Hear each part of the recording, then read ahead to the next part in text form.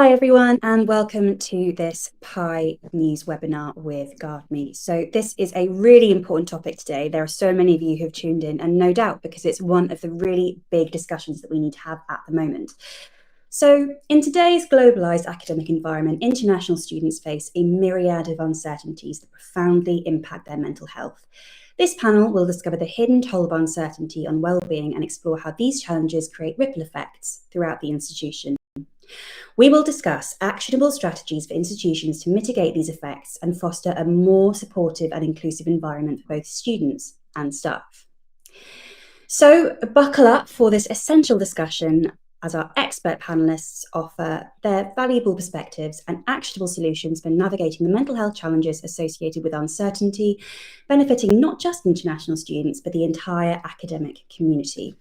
So before we get started, I'm just going to introduce our panel. So first of all, my name is Beth Kennedy. I am the editor of The Pi. I'm going to take it over to Christina next. Hello, folks. Thank you so much for joining us. Christina Furtado, and I'm the Mental Health and Wellness Specialist for GuardMe and the manager of the Wellness and Learning Initiatives program. I come from a wealth of, experience in decades, which I hate to say decades because that sounds really scary with regards to time, within the mental health field in various capacities. So I'll bring that sort of lens and scope of my expertise to today's conversation. So thank you again for joining us. Thanks, Christina. And then over to Ken. Hi, everyone. This is Ken Fowler from Memorial University, Newfoundland. We're right on the edge of the East Coast. So it's lovely to be here. I'm at the Student Wellness and Counseling Center here. I previously was with our Department of Psychology as a health psychologist. I taught there for 20 years. And now 4 years as the director here at the Wellness Counseling Center. And I'm delighted to be here. Thank you. Thank you so much, Ken. And we'll take it over to Nadia next. Thank you. Very happy to be here. My name is Nadia Delima, and I'm here on behalf of Centennial College in Toronto. We have a large international student population, but our domestic student population is quite multicultural, ranging from newcomers, Canadian residents that come here from all over the world and all over Canada. I'm the manager of Global Experience, but have many years supporting international students and the larger student community at the college. Thank you so much. Thanks, Nadia. And last but not least, over to Jessie. Hi, everybody. My name is Jessie Poulin. I'm the Director of Student Support Programs over at GuardMe. Been with GuardMe for a number of years with a background in education and cognitive development. So very happy to be part of the panel and contribute to the discussion today. Thank you so much. And now you've met our wonderful panel, we're going to go over a few points of housekeeping before we launch into this essential discussion. So over on the right-hand side of your screen, you will see a tab where you can ask questions. We want to hear from you. So we're going to try and get through as many of the questions as we can in this discussion. We've got just under an hour left with you, but we can also put you in touch with our panelists afterwards because I know these are people whose brains you're going to really want to pick. And also this webinar is recorded and all of you who signed up to it will be able to access a recording of it afterwards. So there will be plenty to discuss. So it's good that we can go back and watch it all. So going to go over now to our first question. So we know that a lot of what international students quite often feel when they're in an institution is uncertainty. So how do these differ maybe from the uncertainties that domestic students feel? I'm going to take it over to Jessie first. Yeah, thank you. International students face unique uncertainties compared to domestic students, particularly right now with a lot of these IRCC policy changes. There's a lot of visa uncertainties and concerns among students, academic success, job opportunities, post-graduation, and just adapting to new cultural norms, language barriers, and in all of those nuances that come with it. CBIE put out an interesting report last year that showed that 68% of international students experience some form of mental health concern, right, in the last year, which is a significant increase from years prior. So, this discussion is just so timely, looking at how we can better support international students. Yeah, absolutely. Does anyone else have anything to add? This is a huge question, I feel like, to kick us off. It is. And, the one thing that I would always start with is that uncertainty is a reality that we Mm, can't escape, right? And when we're sort of learning to live with how crucial it is to navigating mental health as well as resilience, when I'm working with various clients, when I'm doing some of our workshops with students as well as staff, the premise is to help them understand that while certainty can create that anxiety and that discomfort and various other emotional um, sort of indicators and experiences for them, we have to also look at taking a step back and reestablishing it as an opportunity for growth and meaningful change. And I know that's hard for people to digest, especially given all that has happened. But when we really truly accept uncertainty for what it is, that moment of pause, that ability to reframe, that ability to learn, we can really adopt and foster more emotionally strong and better equipped individuals to face whatever life may bring. And that does mm, include our international students and their process. But one thing I also want to sort of highlight is there's been a lot of discussion more recently and at the forefront around the food insecurities and housing instability. So that has also brought that uncertainty in areas that were not necessarily part of our conversations in the past. So those two major sources of uncertainty can really significantly impact the mental health and well-being of our international students. And I will not sort of shy away from saying it also impacts our staff and those that do come in contact with those students as well. Yeah, that was something I was actually really interested in. I'm going slightly off book here, so apologies, but I just think it's Okay. really interesting because naturally, I mean, the Canadian sector especially has been really battered and bruised in recent months. So there's going to be, well, not just uncertainty, but perhaps despondency, despair coming from faculty as well. So, I mean, I don't know if any of you have any thoughts about how that feeling can drip feed into how students are feeling as well. Well, it's interesting you brought up the financial hardship and food insecurity because Mm, our recent research from our wellness center indicates that there's a real social cost for being food insecure and not being able to integrate with your peers and colleagues and professors and staff members on campus. It really is an isolating factor when it comes to the wellness of students. So, and at Memorial, 5,000 of our 18,000 students are from outside Canada. So, and that number has grown so much. And we've discovered recently also that there is a language and cultural divide in terms of providing care that's relevant to people and that's supportive, you know. So in the National College Health Assessment we did recently, 40% of our international students would prefer a language other than English to receive their care medically and mental health wise. So there are real nuances there that we have to pay attention to provide adequate care. mm. I'm going to come to you, Nadia, next for this next question. So, we've established there is a problem here for international students. So, how can institutions better support these international students through policies that directly address those uncertainties? Thanks for that. Yeah, I think typically the responsibility of mental health lay on the shoulders of folks in counseling, right? Just or the wellness centers. And really in recent years, we have, through staff training, through changes in policies at the college, made wellness a college-wide responsibility. And so integrating wellness programming into things like orientation, into things like our pre-arrival programs, that it's not strictly something that is prescribed, when you are hit with a circumstance or a problem, but it is part of our wraparound support. Um, Working with GuardMe has really enabled us to broaden that reach when it comes to programs like Keep Me Safe, that are able to offer. Can we we our stats are not very far off from yours, where students are sharing that they would like to connect with others in their mother tongue, in their first and second language, sometimes third.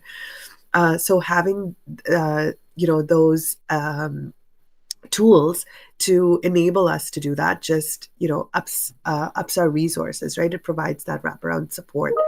But the key piece has been to integrate wellness and mental health strategies into every aspect of student support and engagement, right from before they get here, while they're here in that orientation, throughout the semester, and even as they're leaving.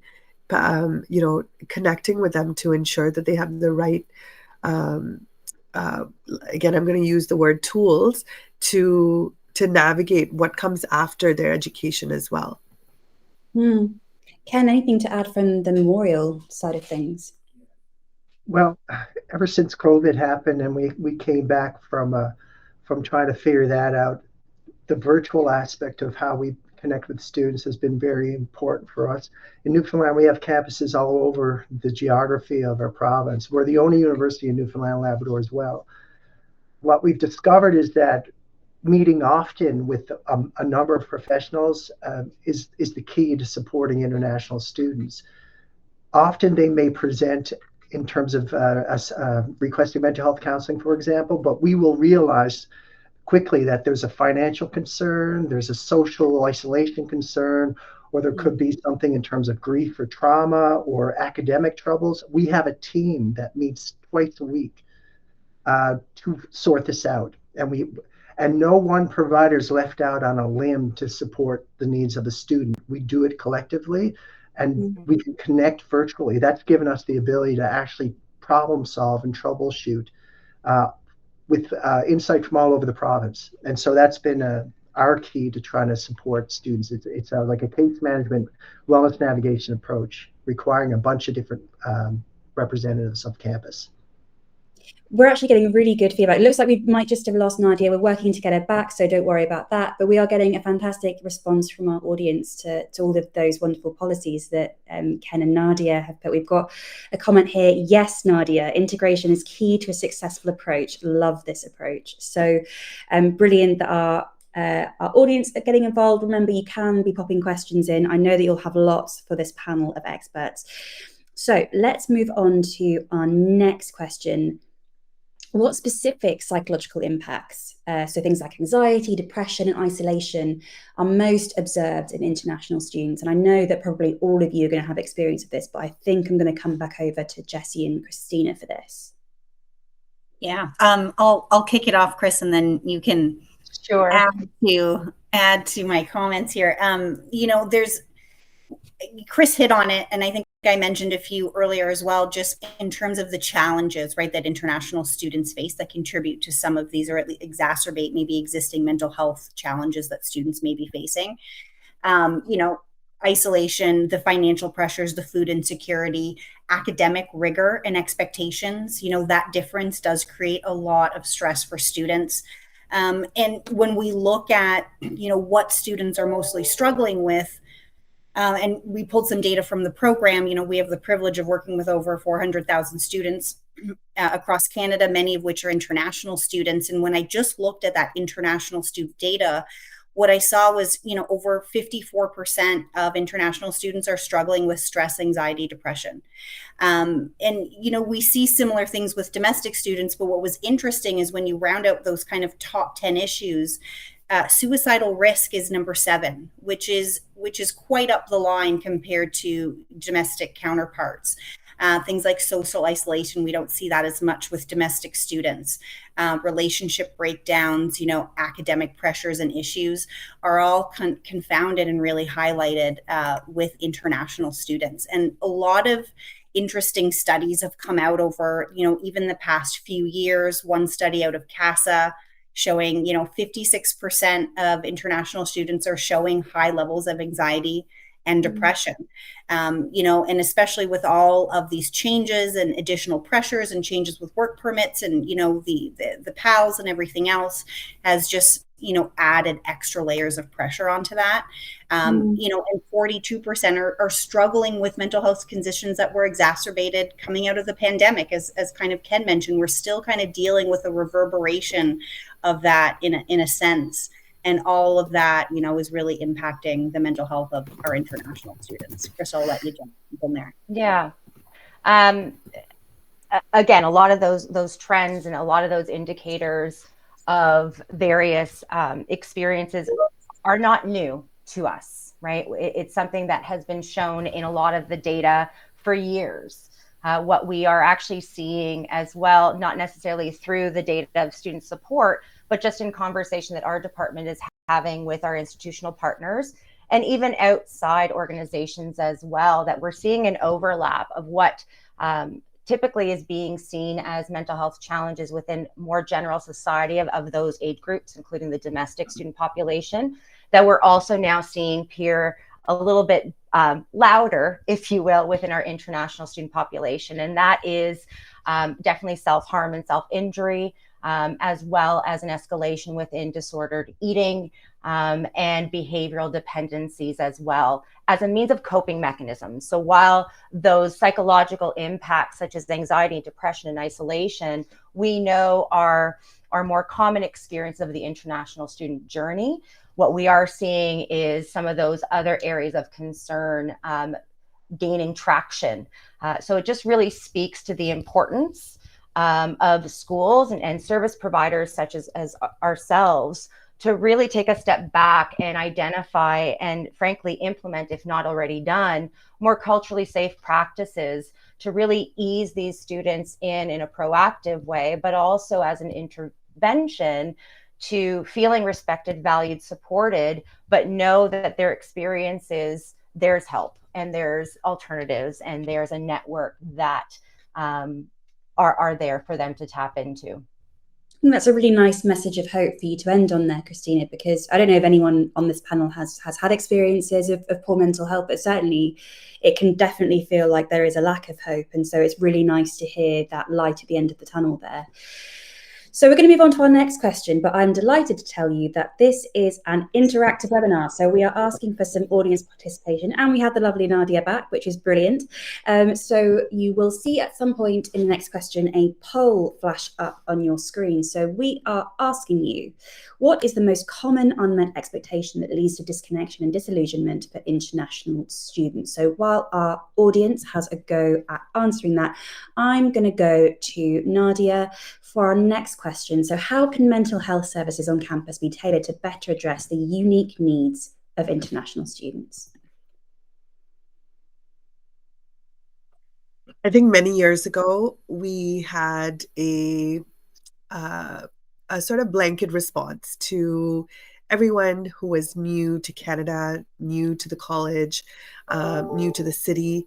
And really, there's so many facets of what it means to be an international student, right? Christina and Ken both talked about food insecurity, housing, students that come with their families, who are leaving families behind, who may be here on their second or third degrees.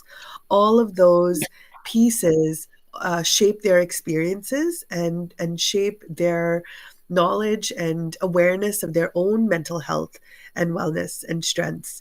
And so looking and partnering with academic areas has been really critical in our experience of meeting students where they're at, looking at what stage and what are their goals at every step of the way, continuously checking in at what stage they're in their journey.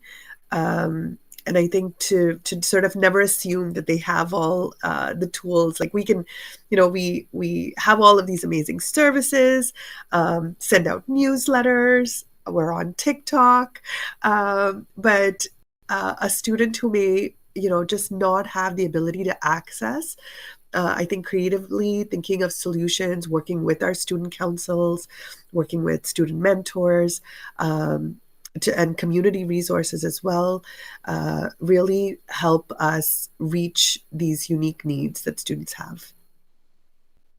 Yeah, I think it's so easy to forget, isn't it, that international students don't have their families here, and we really need to create that feeling of family. So is that something that you can relate to, Ken? Yeah, it certainly is. The thing that that strikes me is that as a wellness center, we probably see or we're approached by maybe 10 to 11% of our student body for help for mental health services. But it just it makes you realize just that there's 90% of our student body that we don't know about that could use our support and help. So Yeah. really in the departments and in the faculties and the staff members that sort of see the whites of students' eyes are part of our support network, and they have to be approachable and they have to be able to support students where they are, to address the logistics of what they're presenting with, whether it's a financial thing, a housing thing, that kind of thing. Like, it really does have to be all corners of the campus that pitches in, So, and not only that, the whole concept of physical campus or geography of a campus is gone. I mean, we have students all over the planet. We have memorial students training and availing of our academic programs everywhere on the globe, or throughout the globe. So we have to think more in terms of them being connected to us for wellness. We have to figure out, like, Keep Me Safe has been an important aspect of our care when campus closed during pandemic, and that's given us an indication that we really do need to think beyond our border in terms of campus. So yeah, especially with the international student population. Yeah, I love that phrase, all corners of the campus. I think that's a lovely way to put it. And actually leads me on very nicely to my next question. So you're saying that we need to have a whole campus approach to all of this, but what are maybe some common unmet expectations of international students that can lead to feelings of disconnection or even disillusionment with their institution?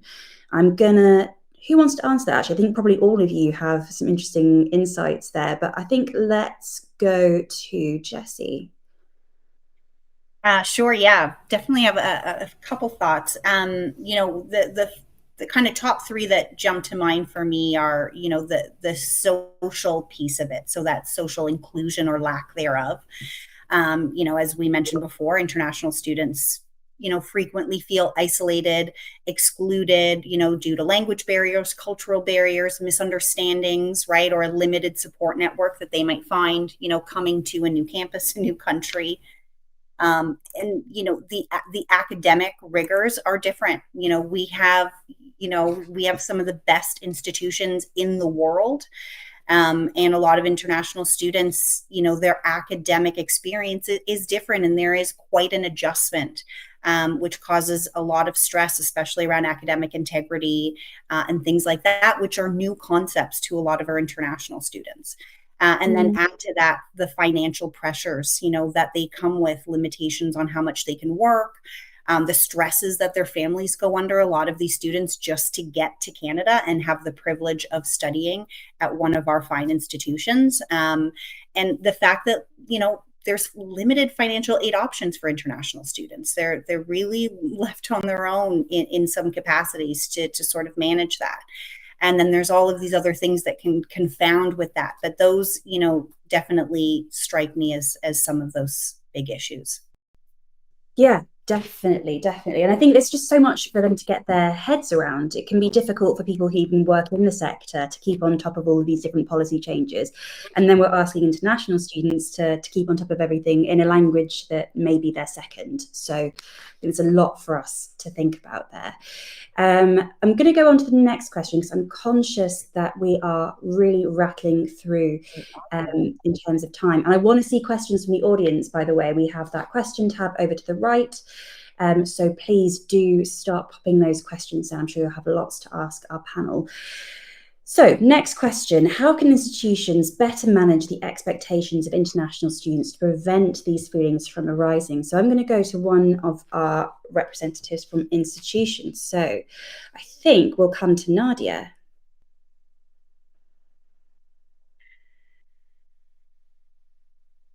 Can you hear me? Yes, we can hear you. Okay, perfect. Yes, and I would say there's a couple of things we can do. There's still many spaces, not just around the world, but even in Canada, in terms of stigmas associated with mental health, and more so asking for help. It is still,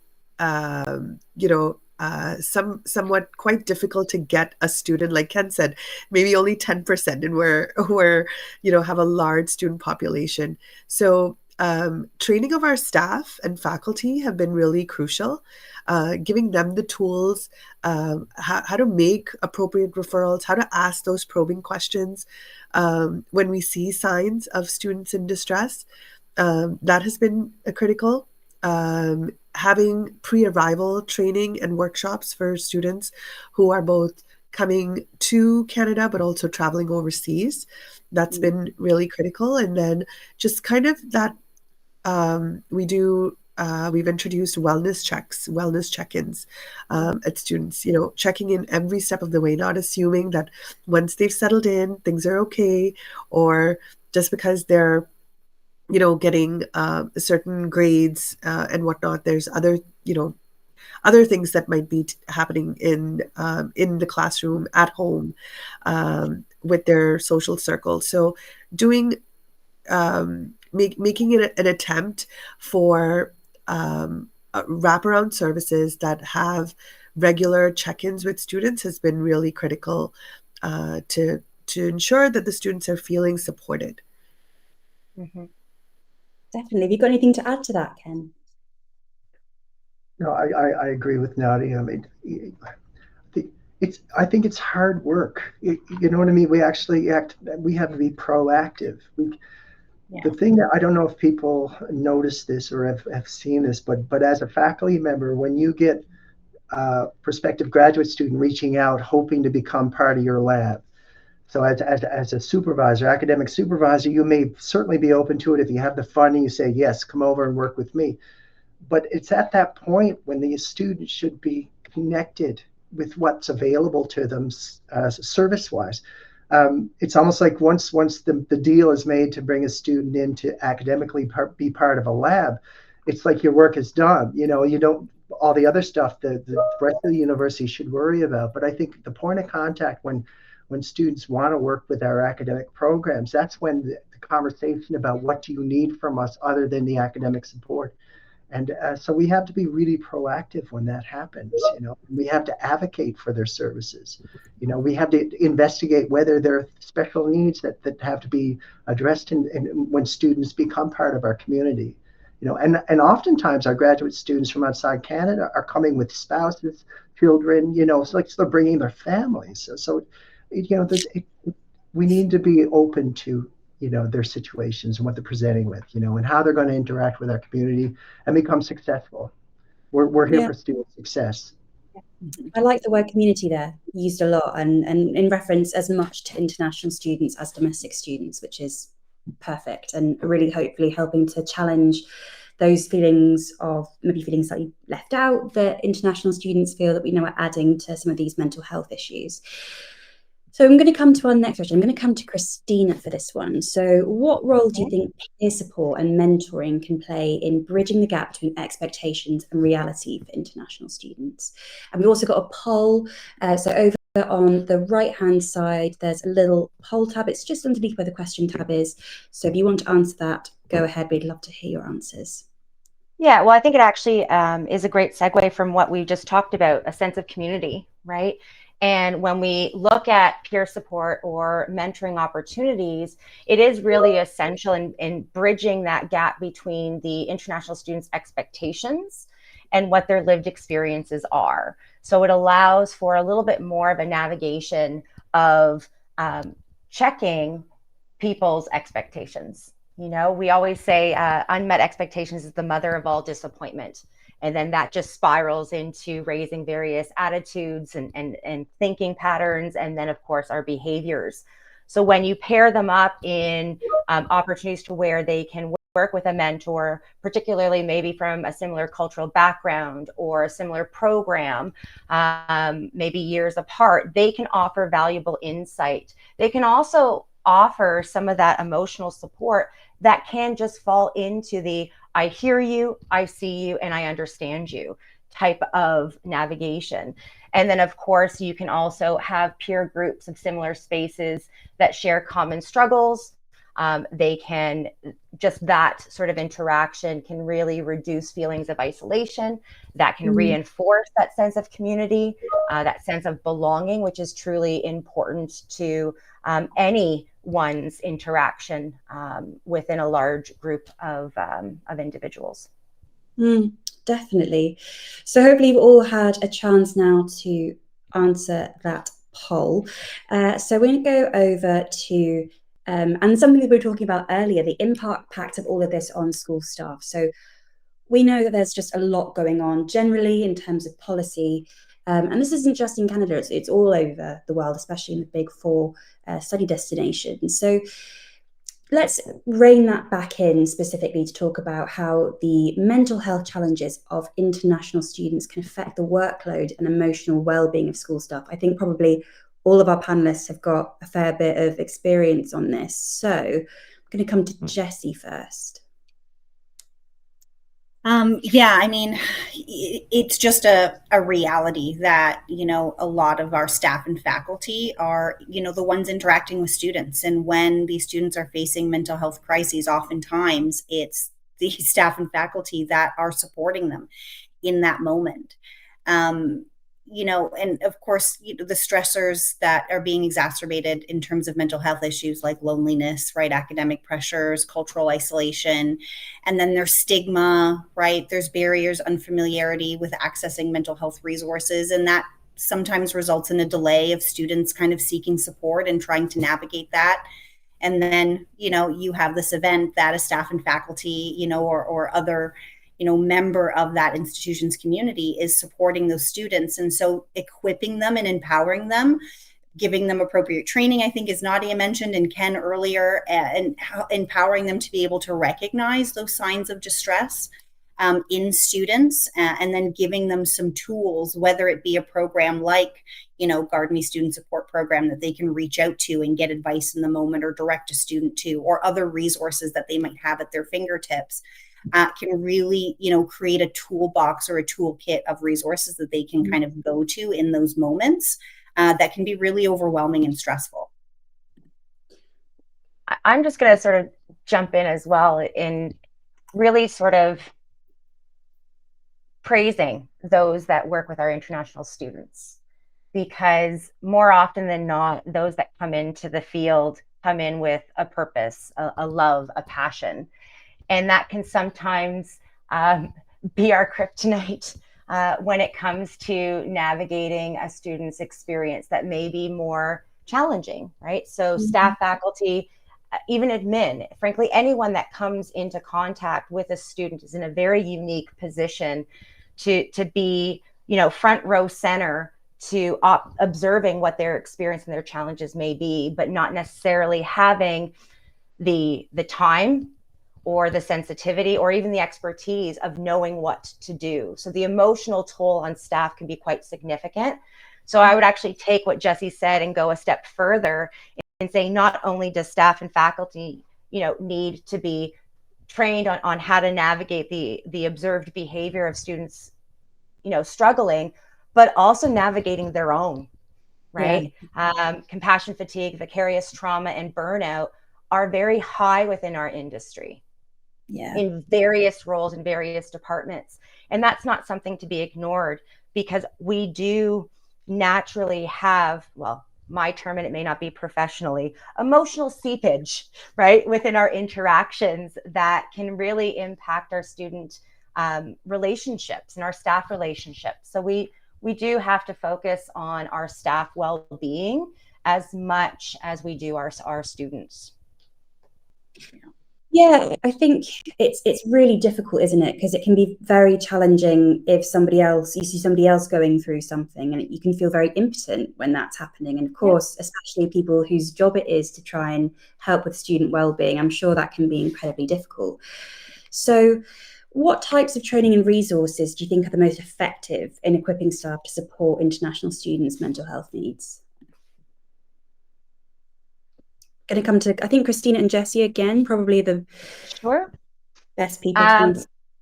Yeah, so some of the training that we offer various departments within our school partnerships, trauma-informed care practices, for one, knowing that, trauma is something that is quite prevalent and yet unseen in a very direct way. So being able to provide some training with regards to how to identify, but more importantly, how to navigate and keep that perspective and that lens at the forefront.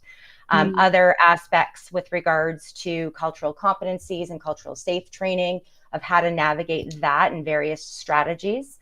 Of course, staff facing of how to navigate stress and compassion fatigue and all of those wonderful emotional toll stressors that we have to bear or that we frankly take on. So those are just little, a few pieces that we've done with our staff at different institutions. Yeah, Jessie, anything to add to that? Yeah, I mean, the piece that I'll add is, what we tend to focus on as a complement to the work that Christina does with her department is more of a suicide prevention and intervention focus through things like safe talks and assists that are facilitated actually through Christina's team, as well as mental health first aid. So those kind of very directed mental health driven suicide prevention awareness and intervention steps that kind of give staff concrete tools, toolbox steps, if you will, to actually navigate those situations as they may come upon them with students. It's really brilliant to see how engaged this audience is, and we're seeing, I think, what everyone is saying is really resonating with our audience. So we've got a lovely comment here. Emotional seepage is such an accurate way to describe what happens within student support and services. So thanks for that. Keep your comments coming in and your questions. I'm going to come over to Ken and Nadia, I think, for this next set of questions. It's really focused quite a lot on institutions. So how do the mental health challenges of international students influence the overall campus climate? I love that phrase, and peer interaction. So let's start off with Ken. That's an interesting question because I think of it in two ways. Yeah. The mental health challenges of international students could be a positive thing if people get creative about addressing concerns. You know what I mean? So necessity is the mother of invention. And in the past, I don't think people could have thought of a registrar's office as it being a health enhancing entity, but it is, because if academic troubles are experienced by students experiencing mental health concerns, we need to use that vehicle to drop courses and to alter the programs of students. And they play a central role in ensuring the students have the status to maintain their visas, these kinds of things. So creativity is something that could actually be a good outcome of addressing mental health challenges at the university. But other aspects of how we manage and support students, it has a lot about our integration, the wellness of a community, our reputation as a university, the social capital that we experience as a group, and how we integrate and how we understand the value that the other entities contribute to the wellness of our students. All that, it has to be part of discovering how we support students' mental health needs and understanding even prevalence and the kinds of things people are presenting with. I know at the Wellness Center here, a lot of the things we're seeing are situational driven, with food insecurity again, or not, academic troubles, it's causing distress that people want counseling for the distress, but we'll discover that we have to get involved in the tangible things that, so. Yeah, I think that's so interesting. And it is another question that leads on from that, really. And I'm going to come to Nadia for it. So what steps, Nadia, do you think can be taken to ensure that the wider academic community is aware of and responsive to the needs of international students? I think for us, we're a bit ahead of in this area because of just the sheer volume of international students Centennial has. And I think it's always been, it's not just an international issue. For us, what impacts international students impacts all students. Like I said before, our domestic population is so multicultural, and we have students who are newcomers, refugees, students who are new to the province, so it's hard to make distinctions between who is an international student and who isn't on campus. And so for us, taking that whole student approach, that community approach, that all of us have a responsibility to play in the duty of care for our student has really driven not just, things like the wellness survey or how our counseling center approaches booking appointments, wraparound services, but each and every department is called to have a responsibility and a say and a role in talking about wellness at the college. I love that you're talking about everyone having a role to play in that, because that feeds perfectly into my next. It's like you've seen them all before. But so how can collaborations between students, faculty, and mental health professionals be fostered to create a more inclusive campus climate? Who wants to take that one? I think there's food for thought on that, probably from all of you. I'm going to go back to Ken for this one. Yeah. So I go back to the whole process for students to become members of our community. Initially, it's out of academic interest, and like for graduate students seeking out mentorship and supervisors, and the deal is kind of created out of an interest in academics and moving toward a career. But it's at that point of contact when we actually have to understand how that person's going to, or student's going to be part of our community. So academically, we and funding and all that kind of stuff, but we also have to be proactive and engaging in terms of what's available to the student to live and to thrive and to be successful. So I think as a gateway to our institutions, it begins as an academic interaction, but we need to be upfront with what we can offer the student, and whether they're traveling or you're coming with family, kids, or partners, that kind of thing. We have to understand the needs of the person that is becoming an academic member of our institution. So I think that it has to begin there. And then another note is that we've just been through a pandemic where faculty members and staff have been burdened with trying to operate virtually and provide academic training to their students. And we're out of it now, but I still think there's a hangover. I still think that there's a burden where if we're relying on faculty and staff to step up and support the wellness of students, I don't know if there's much left in the tank. Like I think right now there's we're asking a lot of them. You know what I mean? So I think universities need to understand that we have to adjust to get the number of the bus that we just got hit by. You know what I mean? Yeah, well, yeah, it does feel some days, I think, that we've all been hit by a bus a little bit. But yeah, Christina, it looks like, have you got anything to add to that? Not anything that hasn't been said already. I think it just really amplifies the importance of community and that collaboration, even though the question is very much of how can we, get our students, faculty, and professionals to collaborate together. It actually goes beyond that. Right, our campus climate goes beyond campuses. As Ken mentioned, his student population is kind of all over. And though we also have to look at that, our international students' experiences and what they are learning and what they are navigating goes beyond those walls of campus, and it's within the community. So I would actually even take it a step further and involve and advocate for institutions to invite community members and organizations to some of those discussions, to exchange knowledge, to share resources, and to really ensure that the students' mental health needs are met holistically, because it does go beyond the walls of campus. Yeah, I mean, just briefly, I'm interested in hearing from Nadia about what your experience is of trying to, it's like kind of connecting up a big spider's web, isn't it? To connect all of these different parts of what needs to happen. Absolutely. And I'm 100% with Christina in engaging with the community. We, in as much as, I shared earlier, it's everybody's responsibility. Resources are tight. And we've, we're going through with so many changes and more changes probably coming down the pipeline with immigration, impacts to how we deliver courses, curriculum. There's been not just post-pandemic, right? I would say post-immigration changes as well. I think being really creative and open to new ways of delivering services is something that we are going to be challenged with. Like that sort of next step, and not assuming that this cohort of students needs will be the same as next year's cohort.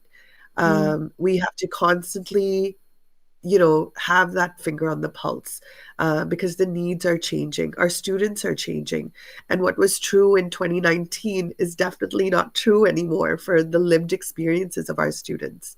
And so to meet them where they're at, right, is going to be really critical. Yeah, I love that, meeting them where they're at. And do you know what? It's brilliant reading the comments. So we've actually got some of our viewers who are sharing their own experiences and what their institutions are doing. So it's lovely to see that collaboration. We want to hear more from you. So keep it coming. Keep your questions coming. Over on the right-hand side, there's a question tab. Keep them coming in. We want to hear from you. So I'm going to come to Jessie for this next question. What are the key elements of an inclusive environment that supports the mental health of international students?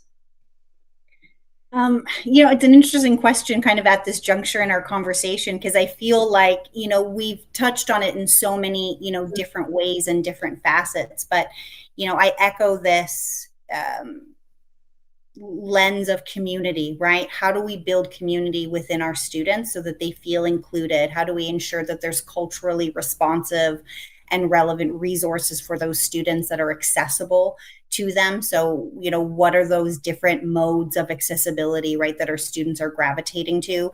An interesting trend that we've seen across students is kind of a migration away from smartphones. It's like they want to be like we were in the 80s and 90s when, the razors and things like that, where, apps are not, they're trying to disconnect a little bit more from, the steady flow of information. And so how do we adjust with that? How do we, move with, the needs of our students? And Nadia's right. Like the needs of our students in 2019 or even in 2023 do not look like the needs of our students now in 2024 going into 2025. So, looking at things like culturally attuned orientation programs, pre-arrival programs, as Nadia pointed out, making mental health supports accessible, culturally responsive, ensuring that they have accessibility to language, and that counselors that these students are interacting with have cultural competency, that understand, where our students are coming from. And more, this is just a symptom of our world, unfortunately, right now, is a lot of students are coming with trauma. Their families are in war-torn countries. There's things socially, politically, and otherwise that are going on that are impacting their experience here, even though they may not be living in it practically, daily. And so how do we integrate these broader support networks, right, through peer supports and all of these other programs and initiatives that so many of our institutions are rolling out for students, coupled with the fact that we're under so much financial pressures at these institutions where resources are lean, probably of the leanest we've ever seen. And I think that's being polite about it. And so how do we still meet the needs of students, with the limited resources that I think everybody's playing with? And how can us as providers like GuardMe be partners in that and help fill in some of the gaps? And that, truly kind of is what we're looking in internally over this next year, is what can we do differently as an organization to support the changing needs of our partners, their communities, and their students? Yeah, I love that reference to flip phones. It really tickles me that the phone that I would have had as a teenager is coming back into fashion. So apparently I'm that old. If you just kept it, you'd probably make a pretty penny now. It's antique. No, or those indestructible Nokia bricks. Right. Brilliant. So next question. How can academic institutions improve the accessibility and effectiveness of mental health services for international students? I'm going to come to Ken on that one. Hard work, and being more in tune with your student body, actually finding other touch points. Not, we're a wellness center, as I said, 10% of our students may show up at our front door for help, but there's 90% of our student body that we really don't have much knowledge about and what the needs may be. We do the National College Health Assessment Survey every couple of years, which gives us an indication of prevalence of mental health risk, that kind of thing. But I mean, we have to try to enclose our university a little bit more, or gather it together a little bit more. So and also there are many gateways that students will present themselves to our institution. One is through a wellness center, as I say, but they could present in departments and faculties, in social clubs, these kinds of things. We have to have people on the ground to support that. But one thing about universities are businesses, and I know budgets are really precarious at the moment, but this is one place we can't scrimp on, because student success and ensuring that students are healthy and supporting their needs is good business, because it retains them and it keeps them, connected to the institution, and it advances their degrees, and it improves the reputation. So this is an investment, right? And I don't think a lot of institutions realize that this is the way that we have to go, is to support wellness and mental health. Yeah, I love that idea of an investment. Such an important thing to invest in is mental health. Nadia, anything to add to that? I was gonna add on the same lines of Ken, but now I'm in global experience and supporting outbound mobility. We look at when you think of mental health as a risk to mitigate.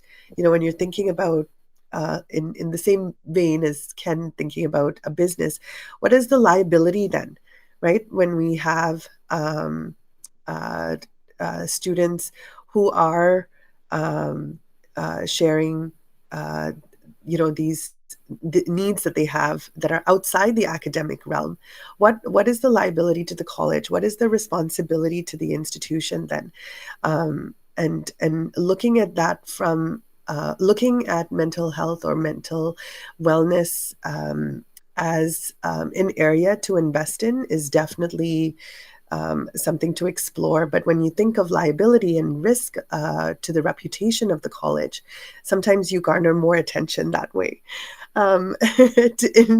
In involving the right folks to get to the table when it comes to having important discussions on budget and investing in support services that impact student experience.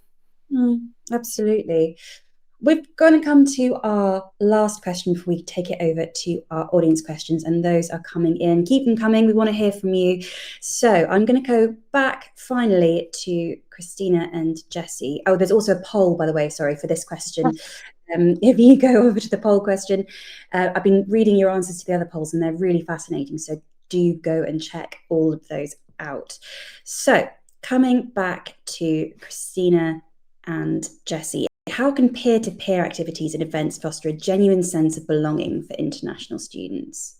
I'm talking a lot about community and things like that, so I'm thinking that's definitely part of it. You start this time. Thanks, JP. Again, it's something that we sort of explored and talked about when we look at any interaction between peers. We do see traction gained with regards to resilience. We do see that genuine sense of belonging being fostered.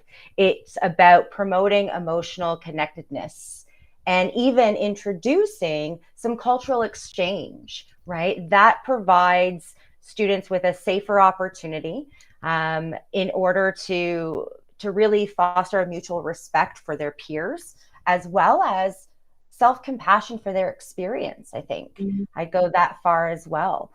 So any opportunity and activities, I don't know, from like food festivals, themed socials, things of that nature, can be great ways of introducing and emphasizing that shared human experience of adjustment, vulnerability, and growth. Thank you so much, Christina. Any final thoughts from you, Jessie? Yeah, I agree with really everything Christina said. And, peer programs have a little special place in my heart. I have a team that we work with over 150 ambassadors across Canada at our partner institution. Most of those students are international students, and they really bring a rich lens experience to building that community on campus, talking to students about resources, sharing stories. And as Christina said, having events, things like cultural cafes, storytelling nights, cooking classes, you name it. There's so many interesting things that, our ambassadors do on campus. And then there's also more digital peer communities, right, where students are connecting and supporting each other that way, which is an interesting, when you looked at this kind of stepped approach to, mental health support, students are at different levels and seeking different levels of support, not always clinically, when they're exploring what resources are available. So things like these peer communities and peer-led events can really help to reduce stigma, break barriers, and open up the conversation around community and mental health and support that a lot of our international students are unfortunately lacking. Absolutely. And I'm actually going to take it over to the first of our audience questions, because it's a little bit linked. I don't know if anyone actually has the stats on this, but I'm interested to hear what you think. So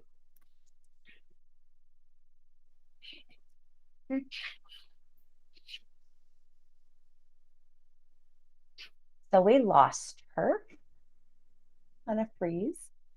Oh, yes. I'm guessing she's talking about the first one. Is there a link between students counseled by an agent and those who apply direct in terms of how ready and prepared they are? I'm guessing she's talking about admission. Okay. So Ken or Nadia, I don't know if one of you wants to start with that, and then JP and I can sort of lean in. I think I froze a little bit too. I think there's some. Are we losing? I'm back in the room. I think we're losing people. So the question, Ken, is there any link between students counseled by an agent and those who apply direct in terms of how ready and prepared they are? That's an excellent question. I really, I'm baffled. I don't know how to respond. No, I haven't seen any sort of statistics or any kind of indicators that would draw a connection between that. No, but excellent question, I must say. Yeah.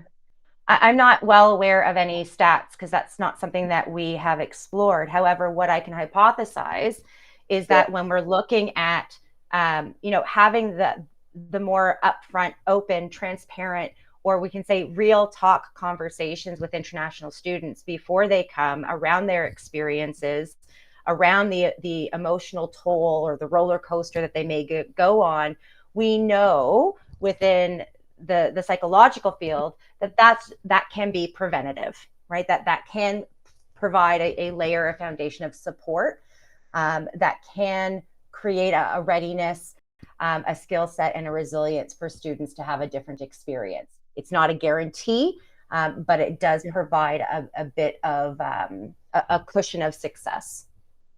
If I think more deeply about that question, I do know that when students request care at the Wellness Center for mental health support, we do capture what faculty they represent and whether they're international students or not. And we see trends in areas of training. You know what I mean? I guess it may have something to do with how rigorous the programming is, or what requirements are required before they train that may cause academic troubles and hence difficulties in terms of emotional distress and that kind of thing. So there could be an aspect of that, what areas of training, like medicine versus engineering, that kind of thing. Hello. Okay. Hello, folks. Welcome back. Thank you. What a fabulous panel stepping in and hosting. You don't even need me. Thank you so much. And so sorry for the technical difficulties there, folks.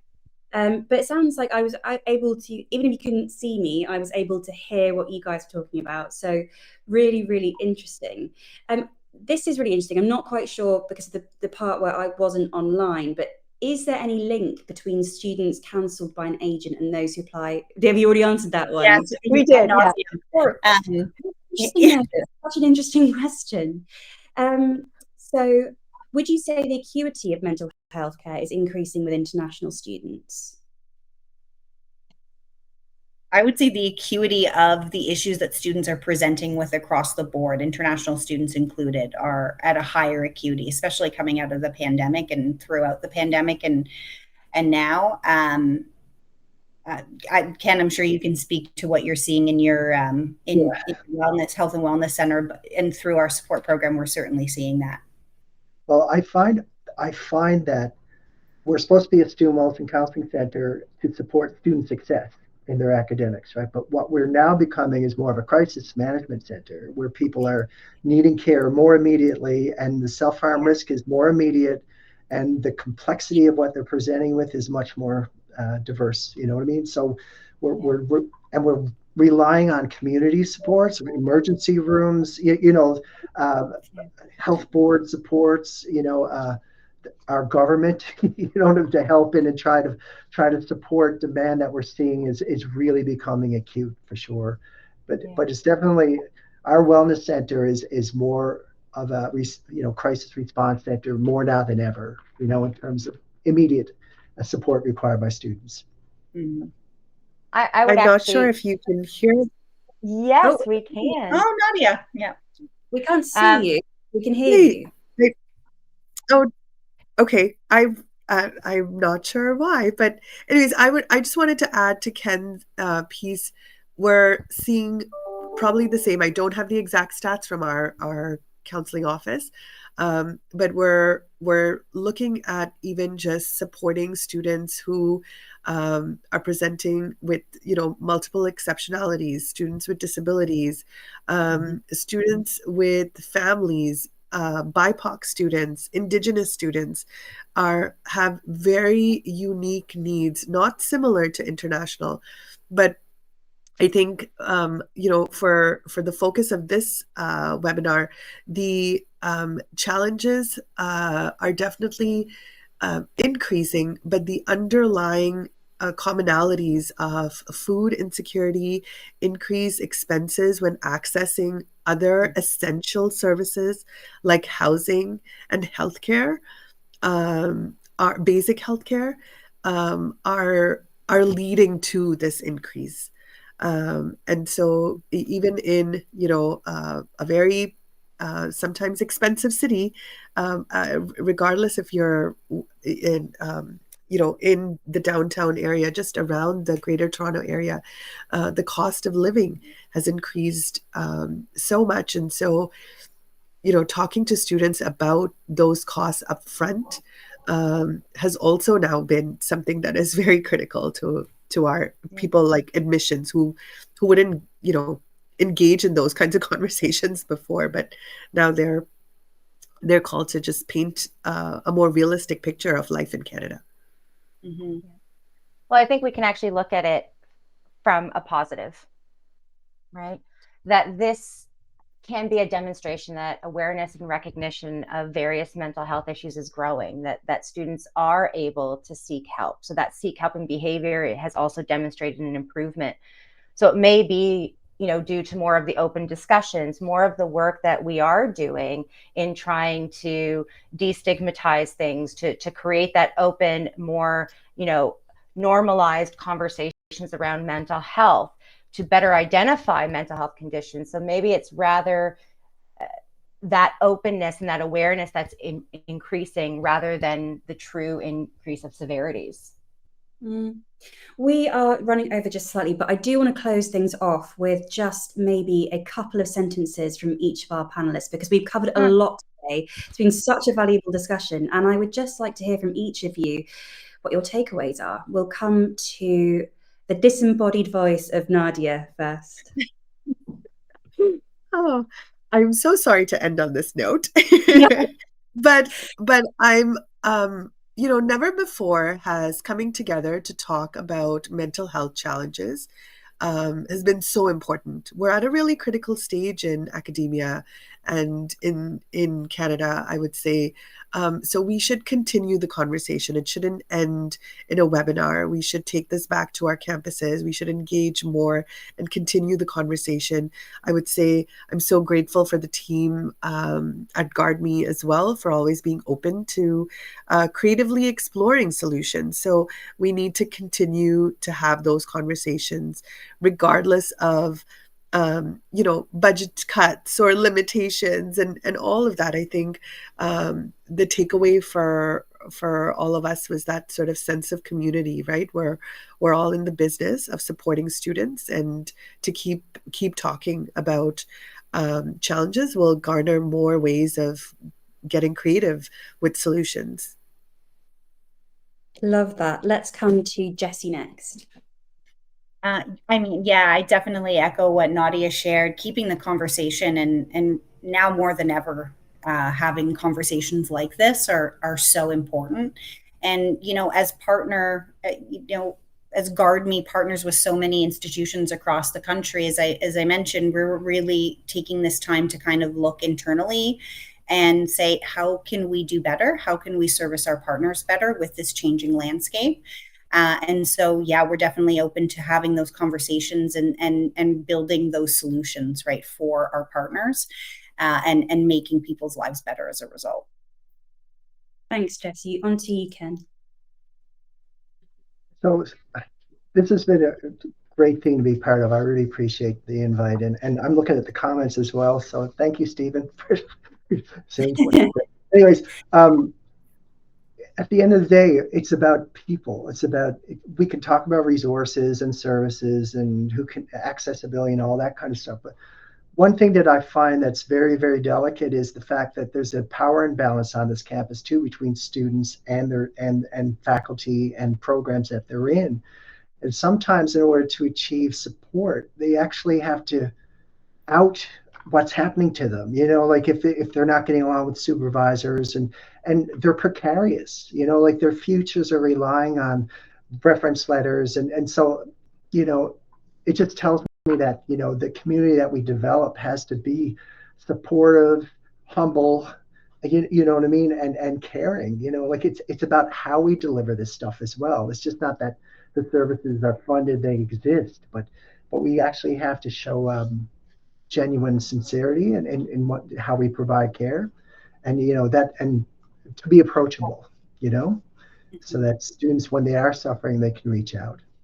Yeah, definitely. And last but not least, let's hear from Christina. So I guess the key takeaway that I'm hoping to land folks with is that, as I started off, uncertainty is not something that we can get away with. Right? It is part of our natural human condition of interactions with each other. So I want to encourage everyone to utilize this time where, yes, uncertainty is part of our new landscape right now, but use it to reflect, right? Create that pause, not only as individuals that engage with student populations, but also as institutions, to really consider, how are you doing things? What are the practices? Where are the values? And how can you actually be a catalyst for further growth and development, not only for the educational sector in general, but for your institutions, emphasizing more of the positives of navigating uncertainty and really looking at how we can create the space to take the space and show up for our students, but also for each other during this time. Because I think that's really important that we reframe that moving forwards to empower all of ourselves and all of our touch points, including, more importantly, our student populations, international as well as domestic, to really empower them if we ourselves feel empowered. Love that, showing up for each other. Well, I'm afraid we are going to have to draw this to a close, but I want to say a massive thank you to our incredible panel, Christina, Ken, Nadia, and Jessie, and also a really big thank you to such an engaged audience. Thank you so much for sharing all of your insights, your own experiences, wonderful questions. We had a clear call to action to keep the conversation going, and I've got no doubt that all of you will. Thank you so much for tuning in. Thank you to GuardMe and for both institutions who joined us today. That's it from us, and we will see you next time. Thank you.